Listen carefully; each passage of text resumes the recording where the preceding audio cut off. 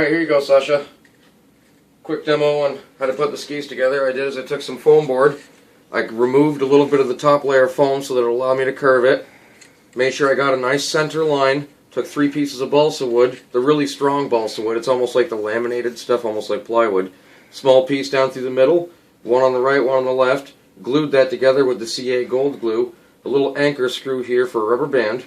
I had to carve a little notch in this side so that when you run it into the landing gear, it's not going to, it'll still swivel. Otherwise, without putting that notch in there, it's not going to swivel properly.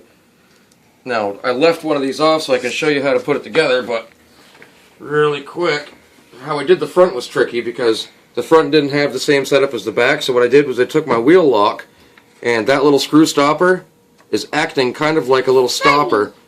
If I didn't have that screw sticking out, it would just fold all the way up, but the rubber band keeps it upright so that when you come in for a landing, it's not going to buckle on you. And you don't want it flopping in the wind, so you definitely want to make sure you have rubber bands or some kind of suspension on them, so it's not going to end up hitting like this and biffing. Well, I'll throw this other one on real quick. They go on just as quick, if not a little bit longer than the wheels. You're going to need a couple of these right here. They come with your servos.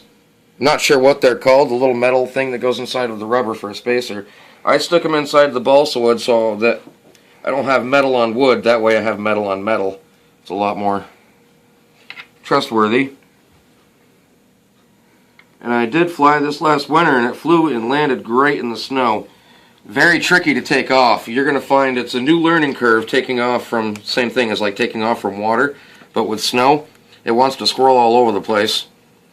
And it doesn't track very straight. Sorry, I gotta stick my bald spot in the way. No, I don't have to have that on there completely right now. Now what I do is I put one nut on there and then I put the next nut on and I lock the 2 nuts against each other.